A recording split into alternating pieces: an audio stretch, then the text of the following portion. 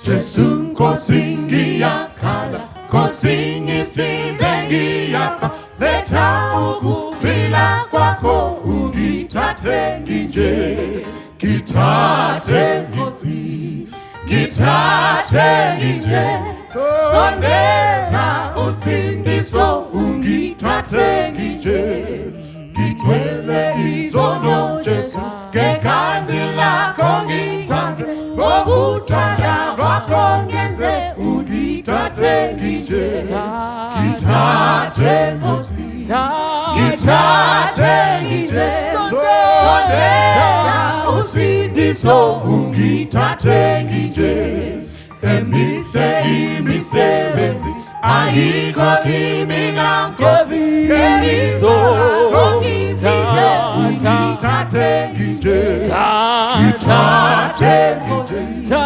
gitate ngije, sondeza usindiso ugitate ngije, giyaguka guwe nkosi, gibeke njawe nizafe, umsebenzi uqaliwe ugitate ngije, gitate nkosi, gitate sondeza usindiso ugitate ngije, ka utanda ngisebenze ingqondo yikhaliphise, mina ngisebenzise ugitate ngije, gitate nkosi, gitate sondeza usindiso ugitate ngije, ukuphela komsebenzi ngaseyiphelile ipi, ukukhala kwami ngoba nkosi gitate ngije, gitate nkosi, gitate sondeza ugitate ngije, gitate nkosi, gitate sondeza usindiso ugitate ngije, gitate nkosi, gitate sondeza usindiso ugitate ngije, sondeza usindiso ugitate ngije, sondeza usindiso ugitate ngije, sondeza usindiso ugitate ngije.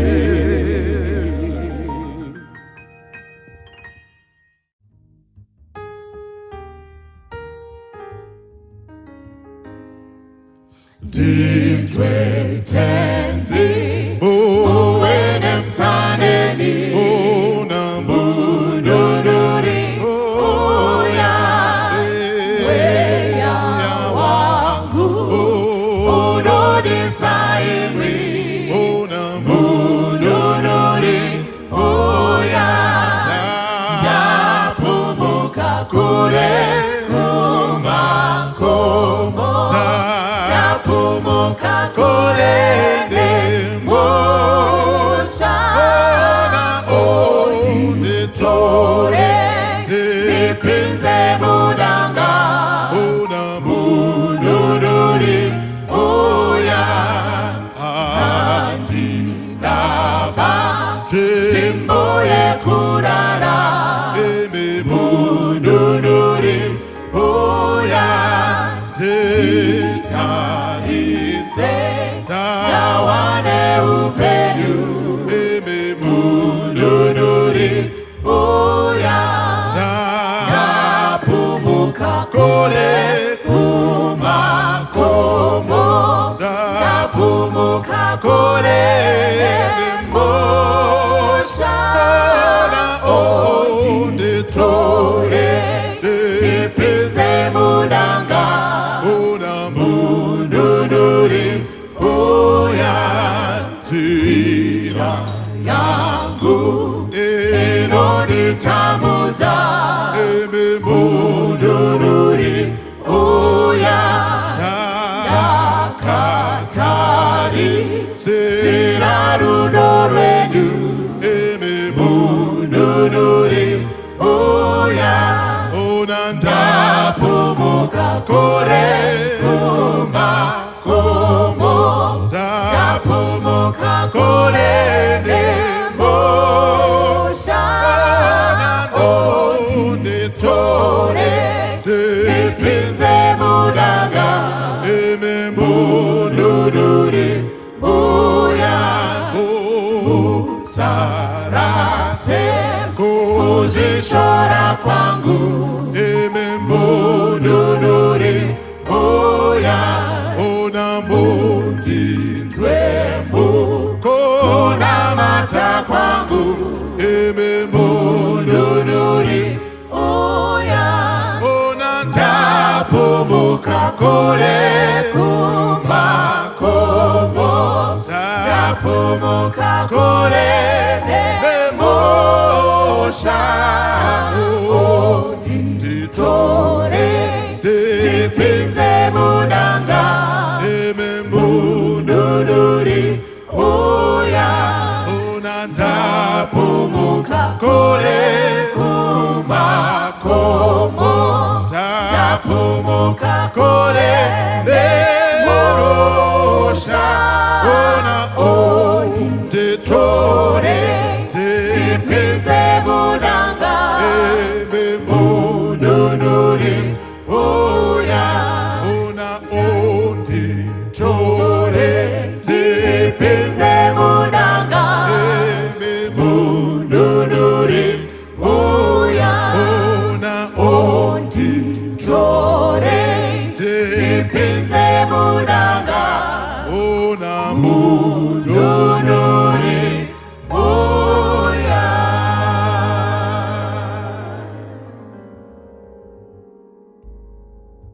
Nokuchingamidzai mese. May the Lord bless you. In any world, mukazvitarisa, there is the ideal and there is the so-called, deviation a bit from the ideal. But when the ideal is real, sometimes it's also visual. Pane dzinonzi mota, inonzi ndiyo mota. Asi unogona kuzoona imwe iri mota yakati siyane nedzinonzi mota. Dziriko mota dzakadaro. Inenge ichitori mota, ichitofamba, asi inenge yakatodaro. Kumabhasikoro kune rinonzi iri ndiro bhasikoro rinocheukirwa navari kuriona. Koita rimwe rinocheukirwa futi navari kuriona, rakanyanya kuti siyane neriye ratanga kucheukirwa. Rinenge rakadaro maitiro aro. Musakangana kuti ririko bhasikoro rakadaro. Rinenge richitova bhasikoro iroro. Musandipikisa kuti rakashata kana kuti rakadii, but ngatitenderane kuti ririko bhasikoro rakadaro. Dzimba chaidzo dzinogara vanhu, pane yaunoti iyi imba iyi, but iriko imwe imba unoti unotoitarisa uchifunga kuti munogara vanhu imomo, asi ichitova imba.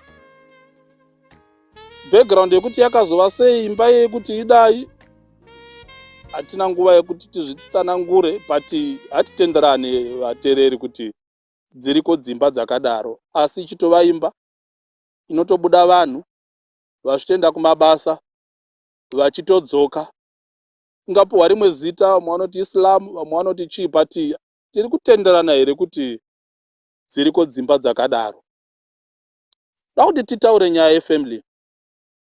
Tajaira the ideal family, but tinotaura nyaya yefamily life. Vazhinji tinotomanya to the ideal which you know, yatinotorawo mubhaibheri. Tichitora futi mubhaibheri imomo, dziriko dzimwe dzimba dzakati siyane nedzatinoti dzimba.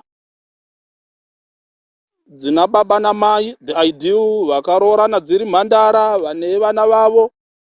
Very ideal, but dziriko dzimwe dzimba dzakaita sebhasikoro riya, dzakaita semota iya, dzakaita seimba iya.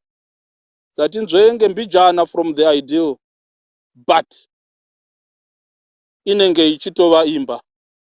Bhaibheri shoko raMwari dzirikowo dzimba dzakadaro. Ndo dzandichafokasa nhasi. Dziriko dzimba dzakadaro, asi dzinotovawo dzimba shanyigwa nengirozi dzaMwari dzinogara Jesu. Chero chisara tine mubvunzo kuti Jesu unodei muimba yakadai, tinotomuwana arimo. Dziriko dzakadaro. Kazhinji patinoparidza family life tinodzisiya dzimba idzi. Tinotaura dzatajaira, dzina mabedroom ana baba namai pamubhedha, nespeya 2-3 dzavana. Kana dzashaya baba namai mubedroom, pamwe hatinyanyi kudziparidza. Asika dziriko dzimba dzakadaro. Chero mubhaibheri dziriko dzakadaro. Dziriko dzimba dzakadaro dzinototi baba namai, mabackgrounds avantosiyana.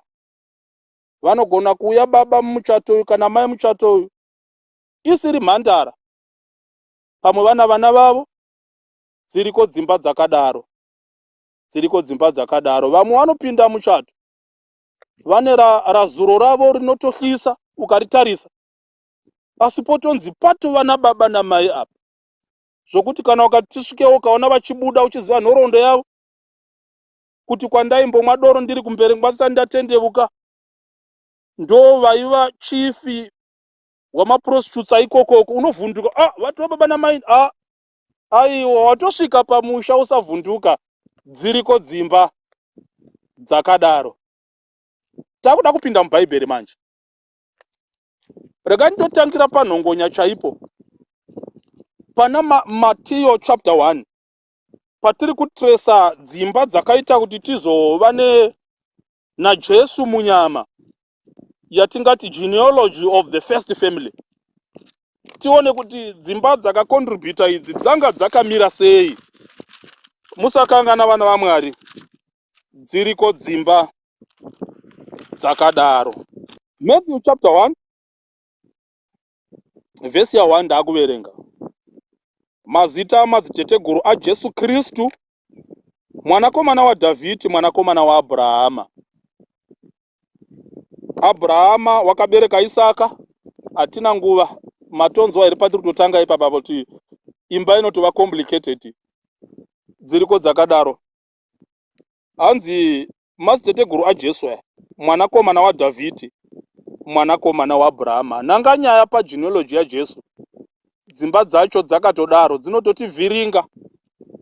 Panotaurwa David kapa, ndoe uya David uya mamuziva ka kuti muimba yakabuda Jesu chaiyo haizi yaDavid nomukadzi mukuru, aiwa ndeya David nomukadzi waUria, tichazoibata kumberi. Dziriko dzakatodaro. Chinondishamisa ndechekuti Jesu unowanikigweiko mudzimba dzakadaro idzi? Dziriko dzimba dzakadaro. Abhurahama ka ndiye uya, rangarirai, akatora Haga ndokubva aita Ishmaire. Dai asina kuzoendwa naIshmaire, imba yei inotondivhiringavo kuti ingataurwa here pamusoro paJesu. Imba ine mwana wesmall house, vaenzi vachisvika zvonzi uyu ndiye Isaac, uyu mukuru wacho ndiIshmaire. Baba pane zvavakaita nomusikana webasa, vachitoimba nguva yakunamata mangwanani. Dziriko dzakadaro. Dziriko dzakadaro. Ukaita problem nadzo zvakanyanya, unozopedzisira waita problem naJesu, nokuti Jesu unozokuudza kuti muvengero wadziita dzakadai idzi, ini ndakatobuda mune dzakadai, unondidirei ini iwo uchivenga dzimba dzakafanana sedzandakabuda? Ini zvinondivhiringa. Todziita seiko dzimba idzi?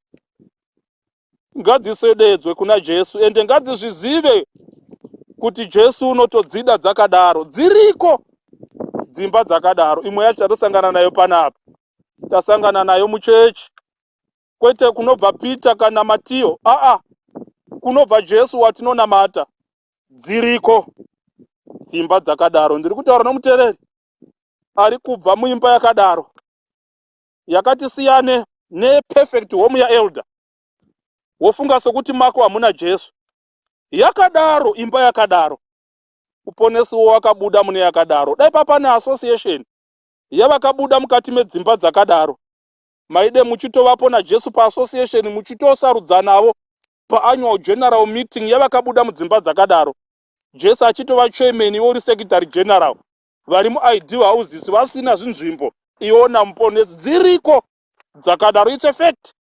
Handisi kuda kuinda mubackground yokuti zvakaitika sei, dzakadi, zvakanaka, zvakaipa, but muri kutenderana neni here vatereri kuti dziriko dzakadaro? Umwe anoramba kuti dziriko dzakadaro akatobuda mune yakadaro.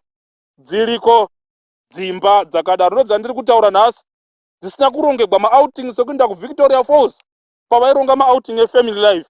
Dziriko dzakadaro, dziriko dzakadaro. Ndikutaura nomurume ari mukati memba yakadaro, akabereka mistake yake, zvino vagara vana vati chechetere, unotova musha. Dziriko dzakadaro, dziriko dzakadaro. Abrahama wanga ari mune yakadaro. Abrahama akabereka Isaka, Isaka akabereka Jacob, Jacob akabereka Judha navanun'una vake. Judha akabereka Farezi naZara kumukadzi wake Tamari. Ngatimbomira ipapa. Akabereka Zara na Ferezi kumukadzi wake ani? Tamari. Tamari ndoupi uyu? Ari kupinda mune dzimwe dzimba dzakaita kuti Jesu auye panyika munyama. Tamari muroora waJudha. Judha ndoupi uyu? Rangarirai pakatengeswa Josephika namadzikoma ake. Judha dzadziripo, ndo chief dealer. Vakatozobhuroka deal vakati hatirege kumuuraya ka, timutengesere kuvaIshmaeri. Ndokubva vatengesa Joseph kuvaIshmaelites. Iye akazotetereka nenyika, akatotiza kwaIsraeri kwacho, akaenda kumaCanaanites, ndokundoroora mukadzi kumaCanaanites. Watotanga Judha uya. Vanonzi vaFiristia vaya haana kuroora muchechu. Dziriko dzakadaro, watotanga musha uri kwiye. Nhasi handisi kutaura vana vaMwari, musandi accuse kuti ndiri handisi kukurudzira, ndiri kungokupai mafacts okuti dziriko dzimba dzakadaro seyaJudha nomukadzi muKenani. Vakaita imba yavo nomukadzi muKenani, vakazvara vana vavo, vana Eruya naOnani naShelaka. Ndokubva Eruya azoroora Tama. Eri ndokuurawa naMwari nokusarurama kwake. Tama ndokusara iri chirikadzi. Ndokubva Judha anga vavo munhu asina mudzimai, mudzimai wake ashaika. Ndokupromisa Tama munin'ina aifanira kuzogara nhaka. Ndokubva arega kumupa, ndokubva arambazve naShela. Ndokubva Tama afunga zano akandoita serega ndichitotirika baba ivava, ndokupfeka sechifeve, ndokuinda panzira yemumusha, ndokutopikwa nababa ava vasingazivi kuti muroora. Ndokuinda kwavainda kundovevura makwai avo neshamwari yavo. Hatina nguva, but zvakazobuda kuti Judha anga arara nomuroora. Dziriko dzimba dzakadaro, ende zvakabuda zviri very dramatic, zvainyadzisa. Padare pakazvagwa matwinzika. Perezi ndiye umwe wacho, ndiye azopinda mugenealogy yaJesu. Uyu musha unondivhiringa, waitonetsa kukumbira mvura musha uchiti tisvikevo. Oti yes Tama, vaimuziva voti handiwo unogara ako natezvara vako. Iye oti vasiri tezvara, uone aizve vanhu vaya vaya kutokisana aizve ko. Dziriko dzimba dzakadaro. Vamwe vakati hatichaitiri munamato pamba apa, but mudumbu raTama manga makavanda muponesi. Dziriko dzimba dzakadaro. Ndiri kutaura newo muteereri. By some unfortunate experiences wapinda mukati medzimba dzimwe dzakadai idzi.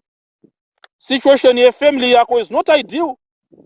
Panotaura amwe the ideal family, unozvitarisa uchiti zvino ndichadi, am I doomed to be lost? Pause a bit. Dziriko dzimba dzakadaro. I'm not standing here to justify those homes, but ndiri kungosimbirira a fact which is undisputed, kuti hakuna here dzimba dzakadaro. Kwenyu hakuna here? Kwenyu hakuna here? Muchechi menyu hamuna here? Kunharaunda yenyu hamuna here? Dziriko dzimba dzakadaro. Iyi ndo imwe yacho yakadaro. Chinozondityisa ndechokuti muimba yakadaro mabuda Perezi aiswa mugenealogy yaJesu, apinda kuvasekuru vaJesu. My fact remains, dziriko dzimba dzakadaro. How do you treat dzimba dzakadaro? How do you treat dzimba dzakadaro? Ndinotya kuti ukadzitiritana neimwe nzira iri hash, unozowana kuti mukati meimba yakadaro mune waunonamata, waunoda kuti akunzwire ngoni. Unowana Jesu akamira mukati meimba yakadaro. Dziriko dzimba dzakadaro. Ndiri kuenderera mberi, tiri pavhesi ya4 chapter 1 yaMatthew. Aramu akabereka Abinadhabhi, Abinadhabhi akabereka Nasoni, Nasoni akabereka Saremoni, Saremoni akabereka Bhoasi kumukadzi wake Rahabhi. Apa ndopo ndinetsa. Rahabhi mamuziva iro? Anonzi ndiye mukadzi wa Saremoni. Rahabhi ndiye Rahabhi uya anonzi Rahabhi the harlot. Saremoni uyu, tradition inoti Saremoni uyu ndo anga ari mutimu iya pakatuma Joshua vashori kuti vandoshora Dziriko richizoparadzwa paya.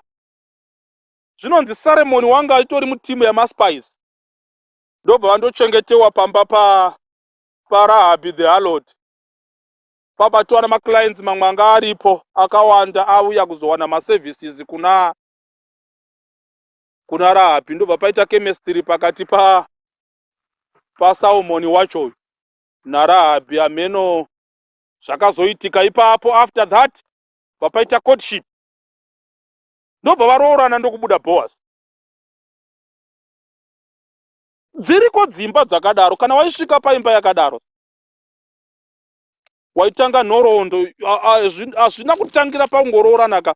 Imba inotova nenhoroondo, nokutoti Rahabhi aigara yega achitova nomusha ari single parent, achiita zvaaita. Dziriko dzimba dzakazendama panhoroondo yakadai. Dziriko dzimba dzakadaro. Ukaverenga mubhaibheri nyaya yaRahabhi, shoko rinoramba richidzokorera poga poga panonyogwa nyaya yaRahabhi. Pane chinhu chinodzokororwa pamusoro pake. Ngativerenge kutsamba yaJacob chapter 2 verse 25. Inotiyo, saizvozvovo Rahabhi chifeve haana kururamiswa here namabasa nguva yaakachingamidza nhume nokuvaendesa neimwe nzira. Handidi ipapo, but bhaibheri ringotaura pakutanga panotagwa nyaya Rahabhi, pari kutonzi Rahabhi chifeve, which means pega pega paionekwa Rahabhi ari mumba, even mubhaibheri panotoperekedzwa zita rake poga poga parinonyorwa, rinoperekedzwa nezviito zvake zvokuti Rahabhi chifeve. Ende pana Joshua chapter 6. Joshua chapter 6 verse 25. Asi Joshua wakarega Rahabhi chifeve chiya. Poga poga panotaurwa Rahabhi panotaurwa kuti chaiva chifeve chiya. Panotova nenhoroondo zvichinzi chiya. Tikamira pakoma pakanzi chiya, totonyora bhuku chiya chakadini, potonyorwa nhoroondo yemafevero aaita. akarega chifeve chiya ari mupenyu, iye nevemba yababa vake nevese vakanga anavo. Iye akagara pakati paIsraeri kusvikira nhasi, nokuti wakanga avanza nhume dzakatumwa naJoshua kundoshora Jeriko. Tikatarisa pana Deuteronomy chapter 23 verse ya 17 na18, zvakanaka here kurega chifeve chiya chisina kuparadzawo neguta? Deuteronomy chapter 23 verse ya 17, hapafaniri kuva nechifeve pakati pavanasikana vaIsraeri, uye hapafaniri kuva nemhomwe pakati pavanakomana vaIsraeri. Ichi chakaregwa, chifeve chiya chiri kuregwa ichi chakaregwa, chiripo. Vhesi ya 17 yaJoshua pachapter 6, tererai.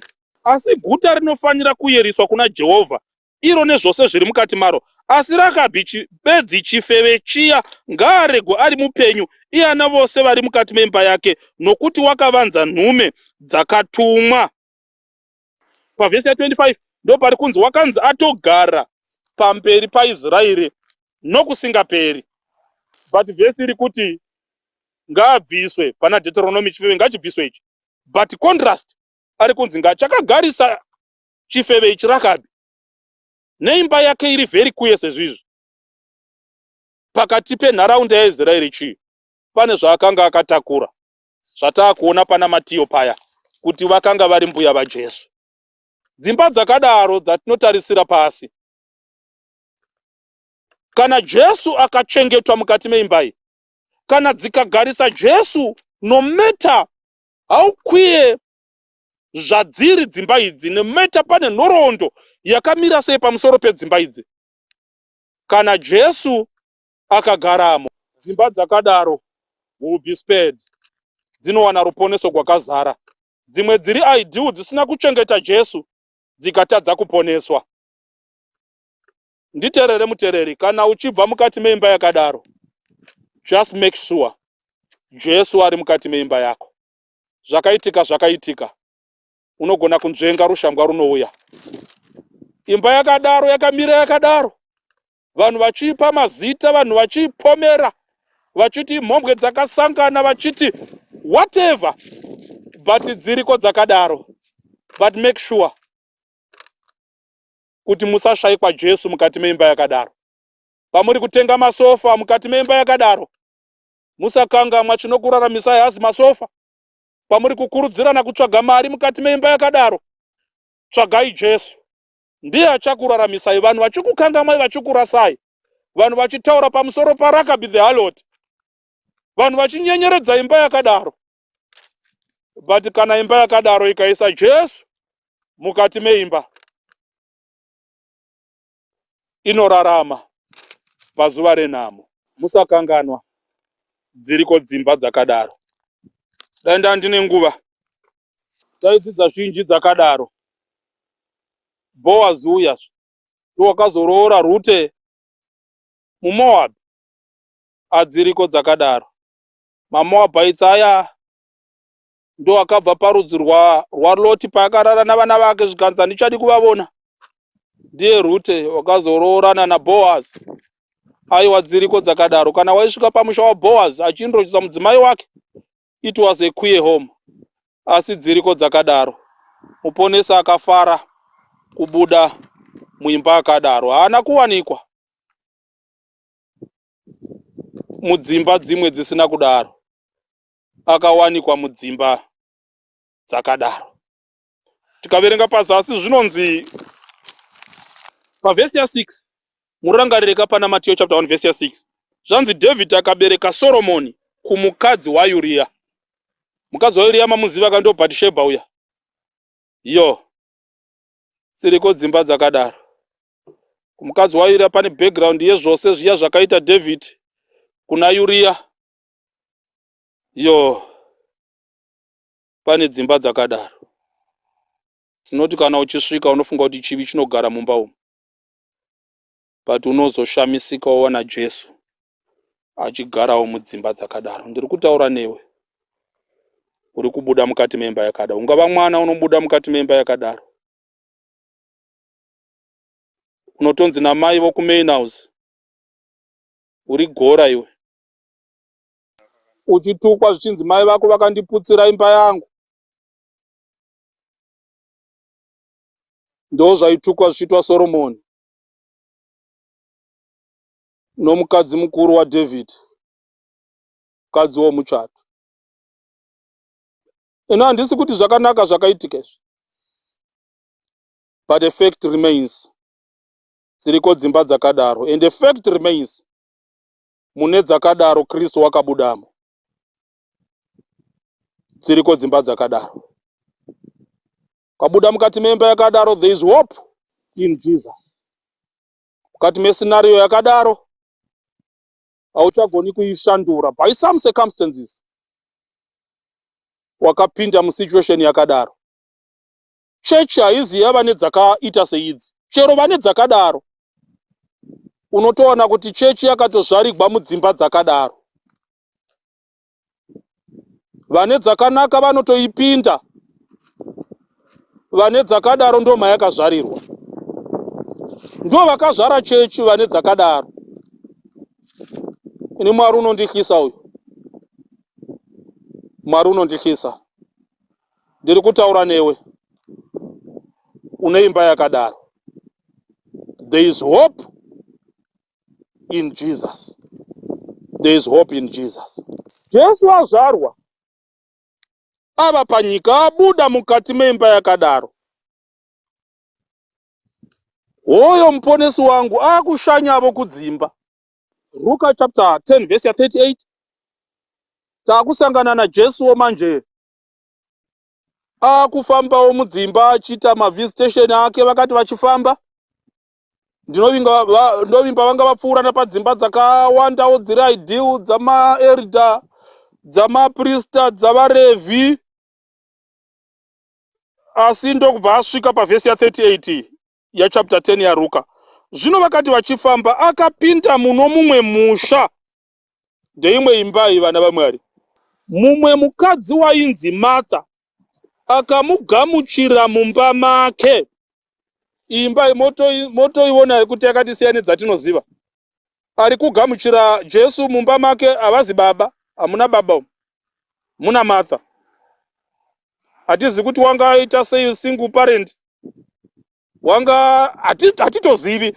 Handiro basa rangu iko zvino pandiri kuparidza apa. Handisi kuda kutaura zvakaitika. I'm just presenting facts. Here is imwe imba yakadaro. Jesu wasvika mumba maMartha. Ndiri kutaura newe muteereri, une imba yakadaro. Une mubhedha une pillow 1. Pamapicture emhuri kumadziro kuna yababa, kune yako nezvana zvako. Zvinotova nomutupo uri disputed. Dziriko dzakadaro.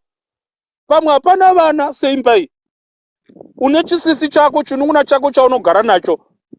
Samartha and Mary panapa. Dzinotova dzimba dzakadaro. Chinotihlisa ndechekuti Jesu unototi kokoko paimba yasinganzi tisvikewo nebhesi. Aiwa dziriko dzakadaro. Bari chinondifadza, Jesu unopindavo mune dzakadaro. Anga aneta nokumonopolizwa mune dziya dzisina kuita sei. Asi ndokubva abudamo akati ndakuenda. Ndokubva akona navadzidzi. Maybe wakatowana problems unokona muimba yakadai. Dai taenda palunch kumba kwaelder, kumba kwapastor, kumba kwomurevhi zvikanzi aiwa nomune dzakadai ndinopinda. And they were so relaxed ari mukati meimba yakadai. Ndokubva apinda muimba yakadaro. Regai tiverenge. Iye wakanga ane munun'una wake wainzi Maria, wakagarawo pamakumbo aJesu, akanzwa shoko rake. Maria ndokugara mumba Maria aigara mumba maMartha sisi vake. Vaigara vari vaviri ichitovaimba. Ndokubva munun'una agara pamakumbo aJesu. Martha wakanga achitambudzika nokushanda zvikuru, akauya akati, Ishe, hamune hanya muchiona munun'una wangu achindirega ndichishanda ndoga here? Muudze andibatsire. Martha the big sister muimba yake yakadaro ainetseka nomunun'una wake aigara pamakumbo omuenzi wake. achiteerera shoko romuenzi raKristu, the guest anga ashanyira imba yakadaro, iye achigadzirira muponesi zvokudya.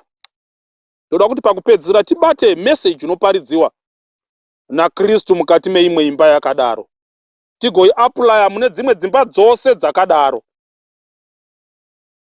Munun'una waMartha haana kuinda kukitchen, akatanga kuteerera Jesu zvaaitaura ari pamakumbo. Muridzi weimba yakadaro ari bhizi nokuda kusenza kuti ape Jesu zvokudya.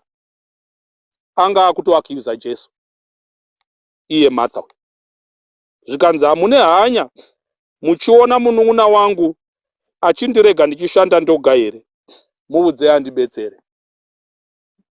The idea yava yekungoti ataura kumunun'una wake kuti munun'una uya undibatsire. Akutoakiuza muenzi kunzi Kristu hamuna hanya, you are not reasonable, munoregerei munun'una wangu ari pamakumbo penyu. Mentality inogona kubata vanobva mudzimba dzakadaro ndeyokuakiuza muponesi. Martha wanga utoakiuza muponesi. Jesu wapara yei? Wauya mumba mako, munun'una wako wagara pamakumbo ake, iwe utoti hamuna hanya here? Rega nditaure newe unobva muimba yakadaro, usatuka muponesi wako. Zvakaitika zvakaitika. Usava neattitude kuna Jesu. Entertain him. He is the guest. Ane zvakanaka zvaanoda kukuitira. Uri kubvunza kuti hamune hanya here? Tarirai, makandirega ndichimitiswa ndichipatiswa. Hamune hanya here? Hamune hanya here? Tarisai zvakaitika. Ndava neimba yakabreka yakadai, either it's my fault or not. Hamune hanya here? Dai makandiudza kuti imba iyi haishandi ndisina kupindamo. Hamune hanya here? Tarisai, ndine mwana ndakarepewa ndichibva kuchigayo. Hamune hanya here? A word of caution.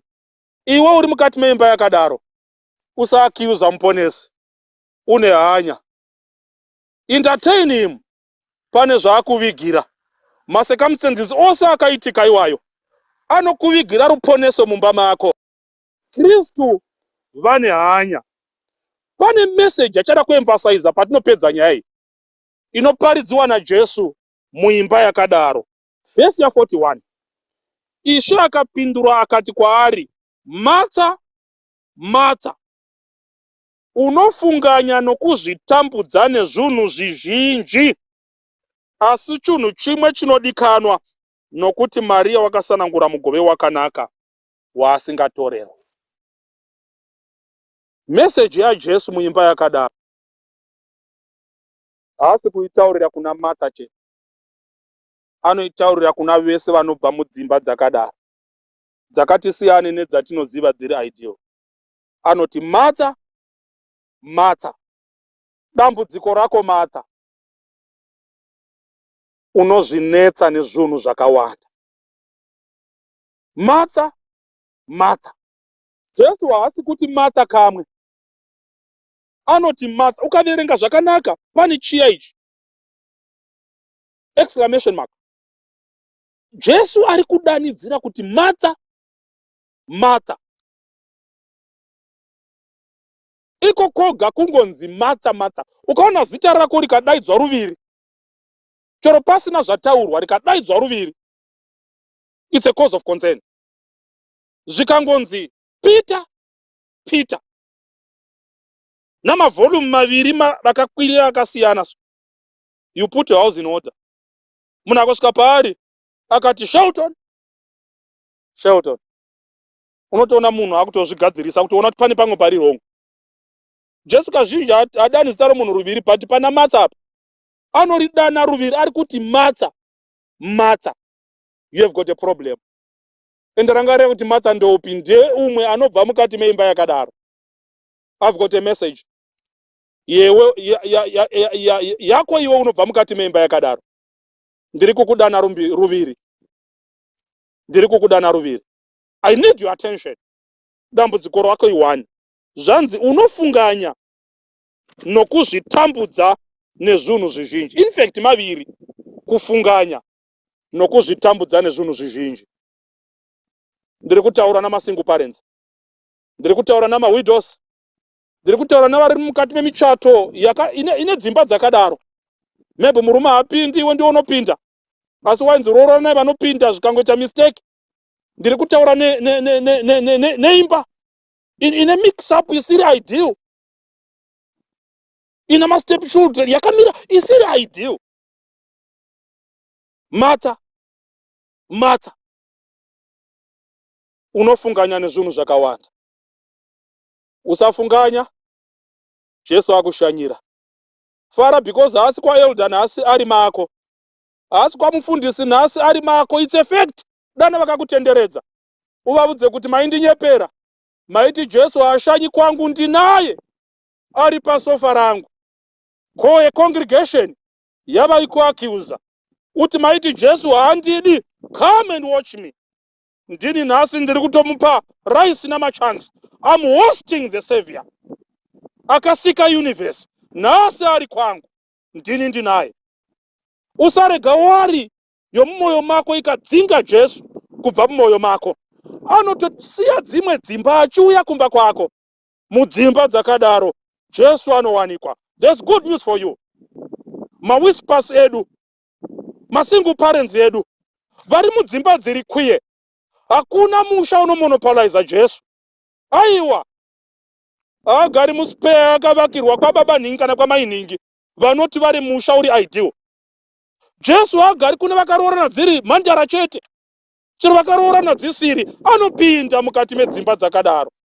Tadzidza wani kuti wakatsvagwa naRakabi the harlot, vana Tama varimo sana mbuya vaJesu, vana Boazi varimo, vana Rute varimo, vana Bhatishebha arimo. Pauri kutarisa dzimba dzakadaro neziso roruvengo, rangarira kuti Jesu uchabuda muimba yakadaro achiti, mbaya watuka ika, watotuka neni, nokuti watuka mbuya vangu, nokuti wandituka. Variko vanonamata vane dzimba dziri ideal, vakafokasa kuvenga nokutuka nokudzvanyirira nokutarisira pasi. Vane dzimba dzakadaro ndo makabuda muponesi. Vaunotuka uchiti magora, mai vake ihure, rangarira kuti uchabata nevhi youmwevo akabuda mukati mambuya vakadaro. Bhatishebha wasn't a deaconess, ane background yakasviba. Ndinokurudzira vane dzimba dzakadaro, raramai muchiruramira Kristu. Kana Kristu ari mumba menyu, haachadi tsvina-tsvinaka, anoda kugara noutsvene. Zvazuro zvive zvazuro, muchichengeta Jesu mukati memba yenyu. Iyo imba yakadaro, iyo imba yakadaro. Musadzokera sure pakunamata. Imba yakatodaro haichagoni kuchinjika, asi Jesu atoishanyira yakadaro, atoishanyira yakadaro. Single parents, widows, vane dzimba dziri kwiye, Jesu is in the house. Jesus is in the house. Sazvinetsa nezvinhu zvakawanda. Vanhu vanozoti kudini? Jesu urimo. Concentrate on Jesus. Chechi ichati chinyi? Concentrate on Jesus. Ndikafonera elder kuti vandinamatire vanhu vanozoti chi, concentrate on Jesus. Zvandagara muchechi ndagara nomurume wavanhu pachirayiro. Concentrate on Jesus. Concentrate on Jesus. Vana vanobuda mukati medzimba dzakadaro, you are not less than those from ideal homes. Dream big, pray big, think big, have big faith. You share background na Jesu. Buda mukati memba yakadaro, there is hope for you in Jesus. Mwari akuitire zvakadaro. Dziriko dzimba dzakadaro, dziriko mota dzakadaro, ariko mabhasikoro akadaro. Musandinetsa about the theology yedzimba dzakadaro. It's a fact. I'm just preaching a fact here. Zvazoitika sei? I'm not justifying. Handisi kutaura zvadzakaita dzava sei kudaro. Pandiringoti hakuna here dzakadaro dziriko. Jesu haana kubuda here mune dzakadaro, wakabuda. I rest my case. Jesu unopinda mune dzakadaro. Welcome Jesus mudzimba dzakadaro. Tosangana kudenga vane dzakadaro nevane dzisina kudaro. Tose Jesu notishanyira. Tiponeswe. We're a big family. May the Lord bless you. May the Lord bless you. God bless you. I want to pray for you. Bangu vari kudenga muzita raJesu. Ndoda kutendai. Ndiri kunamata panguva ino Baba, ndichinamatira vanobva mukati medzimba dzakadaro. Pane vana mai vanobva mukati medzimba dzakadaro, less than their ideal homes. Vapuwa mazita, vakadhambiwa, vanyengerwa, vamitiswa navarume vavanhu, vapuwa matagi mucommunity. Vapei simba rokutanga patsva, muvashanyire mudzimba dzavo. Muvavudze kuti dziriko dzimba dzakadaro, ndinotopindawo mudzimba dzakadaro. Pana mawidows ane dzimba dzakadaro. Pane vana vanobuda mukati medzimba dzakadaro. Pana vamwe vakangomitiswa vakasiyiwa, vane dzimba dzakadaro. Vakatovakawo dzimba dzavo paruzevha, vanoti vane dzimba dzavo dzavanorenta mutauni. Panotonzi pavo vatarisirwa pasi. Asi Kristu ndinofara, yemi makabuda mune dzimwe dzimba dzakadaro, miraivo navo mudzimba dzavo dzakadaro. Muvaregerere kudarika kwavo, nokuvasimbisa zvekare, nokuvapa tariro kuti kana taponeswa tichagara navazhinji vakaita sana Bhatishepa kana makavanzwira nyasha sezvatinotenda kuti makaita. Kuda kutendai Baba, kuda kutendai Muponesi. Dziriko dzimba dzakadaro, ende kuna Mwari wakadaro anopinda mudzimba dzakadaro. Kudzwai Baba, nokuti madzishanyira. Chigaraimo muve muenzi asingani. Saizvokudya patafura dzavo nezvokufuka pamiviri yavo, mudzinge kufunganya mundangariro dzavo, nokuti muri Mwarivo wedzimba dzakadaro, muzita raJesu. Amen.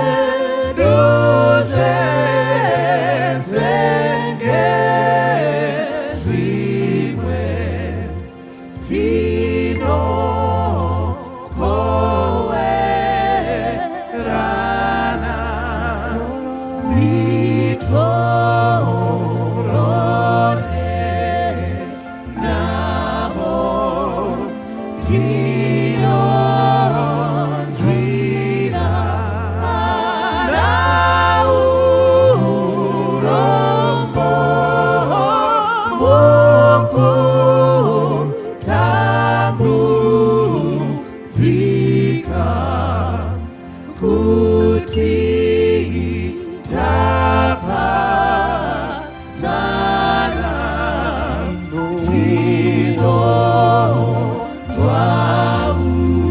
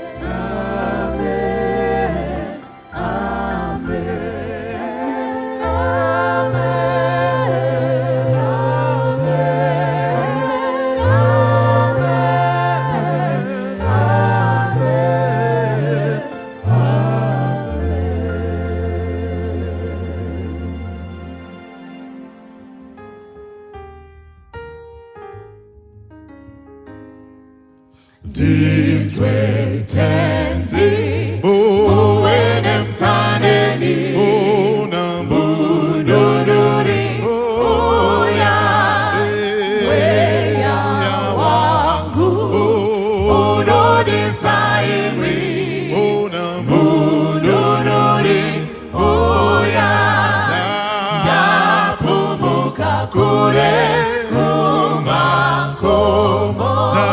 Japumuka kure nemusha Oditore Dipinze mudanga Mundunuri uya Andi daba Jimboye kurara Mundunuri uya Ditarise Dawane upenyu Mundunuri uya Dapumuka kore kumakomo Dapumuka kore mosha Onditore Dipinze mudanga Mundunuri uya Zira yangu inonitamudza Mundunuri uya Dakatari Sira rudo rwenyu Mundunuri uya Ndapumuka kore kumakomo Ndapumuka kore nemosha